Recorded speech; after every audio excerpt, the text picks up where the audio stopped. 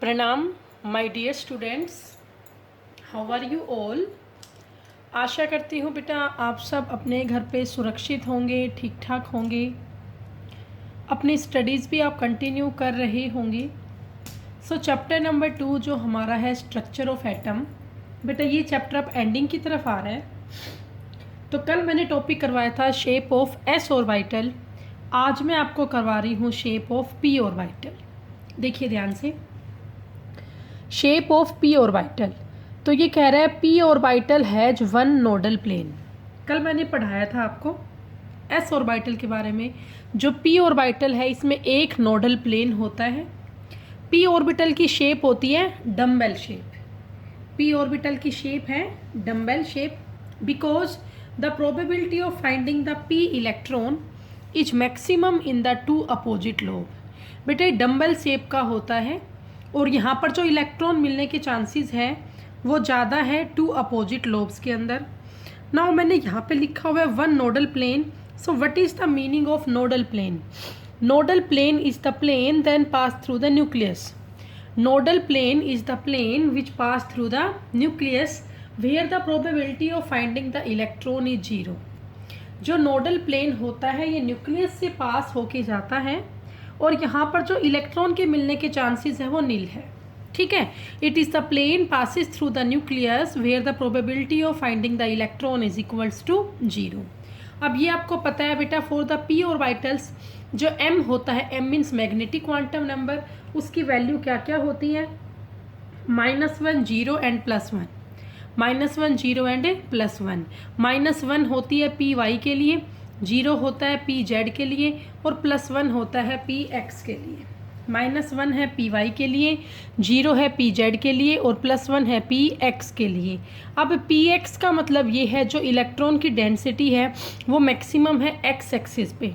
P z का meaning है maximum electron density at the z axis and meaning of p y orbital is that maximum electron density is at y axis. Okay, आगे ये कह रहा है जो p orbitals है it have both spherical and planar node. Planar को ही बोलते हैं एंगुलर नोड। बेटा कल मैंने पढ़ाया था एस ऑर्बिटल, वहाँ मैंने कहा था जो एस ऑर्बिटल है उसकी जो आपकी नोड है उसमें सिर्फ स्फेरिकल नोड होती है, लेकिन पी ऑर्बिटल्स में दोनों नोड होती है, स्फेरिकल नोड भी होती है, साथ में प्लेनर या एंगुलर नोड भी होती है।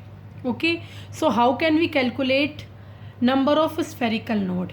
तो स्फेरिकल नोड निकालने का फॉर्मूला है n-l-1। The formula to find out number of spherical node is n-l-1 and number of planar और angular node is equal to l। बेटा स्फेरिकल नोड निकालने का फॉर्मूला है n-l-1 और प्लेनर या एंगुलर नोड निकालने का फॉर्मूला है l। और अगर हम बात करें टोटल नंबर ऑफ नोड्स की, so total number of nodes हम कैसे निकालते हैं? जिसमें स्फेरिकल भी आ जाएगी और एंगुलर भी एंगुलर भी आ जाएगी। तो टोटल नंबर ऑफ नोड्स निकालने का फॉर्मूला है n-1। ये तीनों बड़े ही इंपॉर्टेंट पॉइंट है। स्फेरिकल नोड को निकालने का फॉर्मूला है n-l-1, प्लेनर नोड को निकालने का फॉर्मूला है l, और अगर मैं ये कहूँ टोटल नंबर ऑफ नोड्स निकाले तो that is equal to n-1। अब ये आगे कह रहा है फॉर एग्जाम्पल हमने मान लो बेटा 2p ऑर्बिटल लिया, तो आपको ये बताना है कि 2p ऑर्बिटल में कितनी स्फेरिकल नोड है और कितनी प्लेनर या एंगुलर नोड है। तो सबसे पहले आप ये देखो 2p ऑर्बिटल्स है तो यहाँ n की वैल्यू क्या है? Value of n is equal to 2 और p सब शेल में l की वैल्यू क्या होती है? 1। तो सबसे पहले यहाँ स्फेरिकल नोड निकालिए तो n-l-1, n की वैल्यू है 2, l की है 1, सो 2 - 1 कितना हो गया? 0। अब अगर बात मैं करूँ प्लेनर नोड की, तो प्लेनर नोड किसके इक्वल होती है? l के। तो यहाँ प्लेनर नोड कितनी है? 1 है। और मैं ये कहूँ टोटल नंबर ऑफ नोड्स निकालो तो 0 यहाँ स्फेरिकल नोड थी और 1 यहाँ पर प्लेनर नोड है, तो टोटल नोड यहाँ पे कितनी हुई? 1 हुई।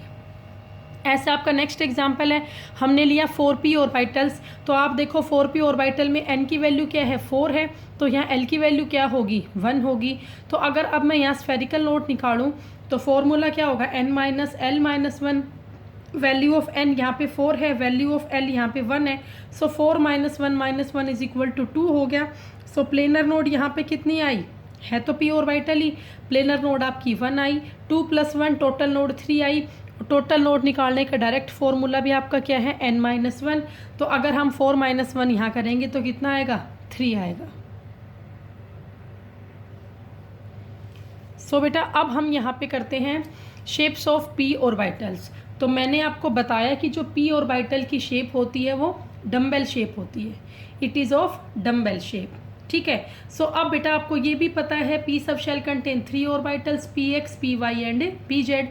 तो यहाँ मैंने उन तीनों ऑर्बिटल्स की अलग अलग शेप बनाई है, पी एक्स की, पी वाई की और पी जेड की।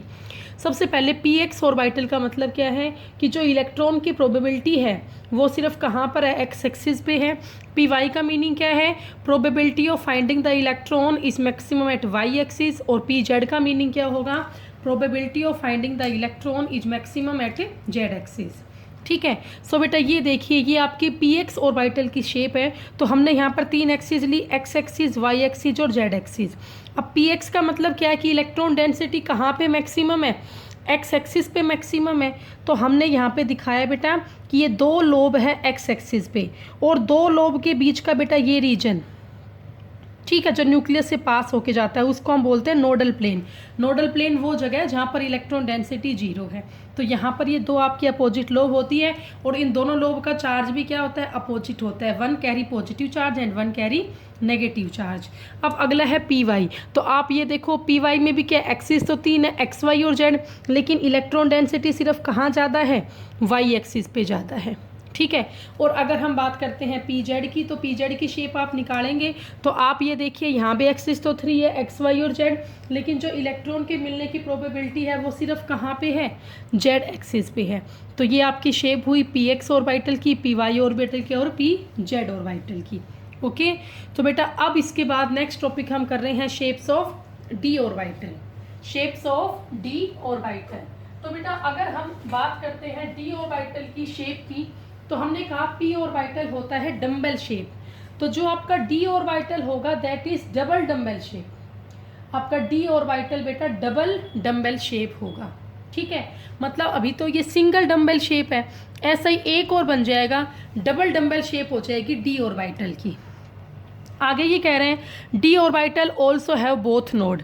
मतलब डी ऑर्बिटल के अंदर भी स्फेरिकल नोड भी होती है, साथ में प्लेनर या एंगुलर नोड भी होती है। It also have both node. और निकालने का फॉर्मूला भी बिल्कुल सेम यहाँ पे होगा, जैसे हमने पिछले पी ऑर्बिटल में नोड निकाले थे ना, स्फेरिकल और प्लेनर, सेम वैसे यहाँ पे करेंगे हम। जैसे मैंने पहला ऑर्बिटल लिया 3D ऑर्बिटल, ठीक है। तो अब आप बताओ 3D ऑर्बिटल में n की वैल्यू कितनी है, 3 है। n की वैल्यू कितनी है, 3 है। और डी सब शेल में l की वैल्यू कितनी है, 2 है, ओके।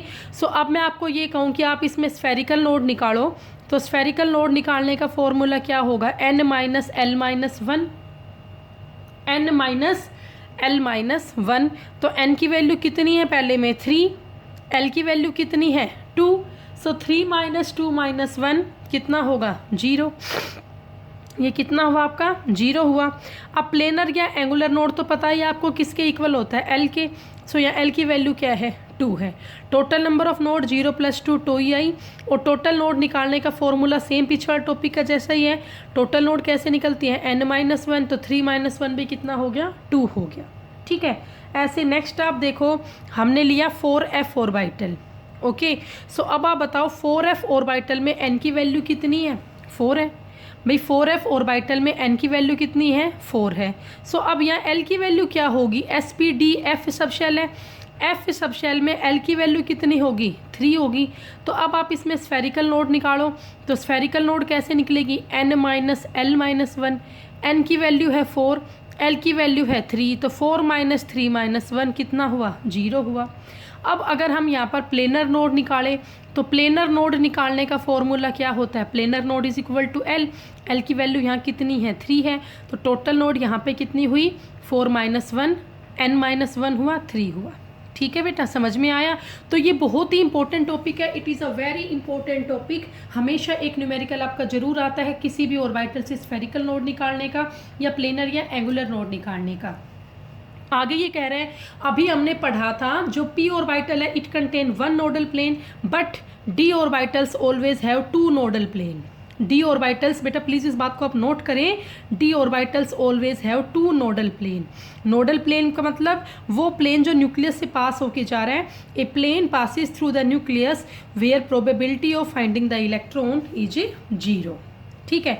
लेकिन जो आपका डी जेड स्क्वेयर ऑर्बिटल है, ये आपको पता है डी सब शेल कंटेन 5 ऑर्बिटल्स, उन 5 ऑर्बिटल्स में से एक होता है d z square, but d z square orbitals have no nodal plane. इसके बाद बेटा आगे इनकी शेप्स हम देखते हैं। तो इनकी शेप्स की अगर हम बात करें तो देखिए ये आपकी इनकी 5 ऑर्बिटल्स की शेप है, d x y, d y z, d z x, d x square minus y square and d z square. सबसे पहले आप शेप देखो डी एक्स वाई ऑर्बिटल की। बेटा मतलब क्या है डी एक्स वाई ऑर्बिटल का, कि जो इलेक्ट्रॉन की प्रोबेबिलिटी है, इलेक्ट्रॉन मिलने के जो चांसेस हैं वो सिर्फ एक्स और वाई एक्सिस के बीच में है। What is the meaning of dxy orbital? The meaning of dxy orbital is that the electron probability is maximum in between x and y axis, in between x and y axis। सो बेटा ये आपकी x axis है, ये आपकी y axis है। जो electron मिलने के चांसेस है वो सिर्फ और सिर्फ x और y एक्सिस के बीच में है। डबल डंबल शेप है, ये एक डंबल बन गया, ये दूसरा आपका बन गया।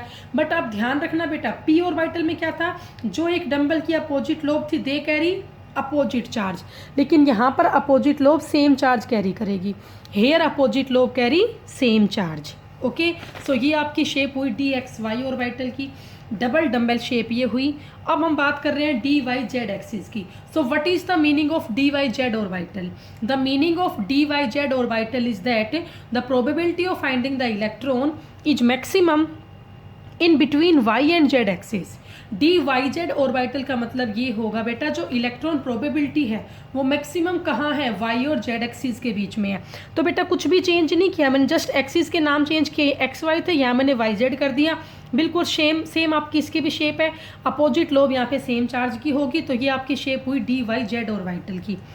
नेक्स्ट है shape of d z x orbital. अब मतलब आप शायद समझ गए होंगे डी जेड एक्स ऑर्बिटल में क्या होगा, जो इलेक्ट्रॉन प्रोबेबिलिटी और मैक्सिमम कहाँ होगी, एक्स और जेड एक्सिस के बीच में होगी। तो मैंने एक एक्सिस को नाम दिया एक्स का और मैंने एक को नाम दिया जेड का, और ये हमारी दो अपोजिट चार्ज की लोब होगी। अपोजिट चार्ज लोब है, कैरी सेम चार्ज। अब नेक्स्ट है बेटा आपका d x square minus y square. अब इन दोनों में क्या फ़र्क है, what is the difference between d x y and d x square minus y square? So the main difference between these two orbitals is that in dxy orbital electron probability is maximum in between x and y axis, but in case of dx square minus y square the electron probability is maximum at x and y axis। बेटा मतलब difference इसका समझे ना आप, D x Y में electron density ज़्यादा थी x और वाई एक्सिस के बीच में, लेकिन d x square minus y square में इलेक्ट्रॉन प्रोबेबिलिटी कहाँ ज़्यादा है, at the x and y axis. और सेम यहाँ पर होगा बेटा, डबल डंबल शेप इसकी होगी, ठीक है। और अपोजिट लोब यहाँ भी सेम चार्ज की होगी। यहाँ पर इलेक्ट्रॉन डेंसिटी एक्स और वाई एक्सिस के बीच में ज़्यादा है, यहाँ एक्स और वाई एक्सिस के ऊपर है।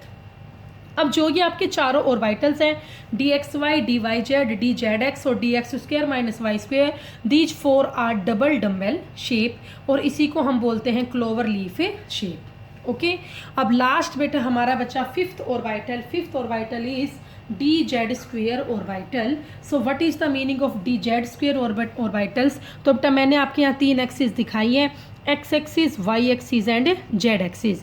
डी जेड स्क्वेयर का मतलब है जो इलेक्ट्रॉन प्रोबेबिलिटी है it is only at z axis, the probability of electron is only at the z axis. ठीक है बेटा, तो इलेक्ट्रॉन यहाँ पर मिलेंगे सिर्फ जेड एक्सिस पे मिलेंगे, अपोजिट लोब है सेम चार्ज कैरी कर रही है। इस शेप को हम बोलते हैं डफनट शेप। इसकी शेप कैसी है, डफनट शेप है। तो ये आपके पांचों डी ऑर्बिटल्स की शेप हो गई है। अब यह एक इम्पोर्टेंट नोट है, जो अपोजिट लोब है पी ऑर्बिटल्स के they have different signs, but opposite lobe of d orbitals always have a same sign.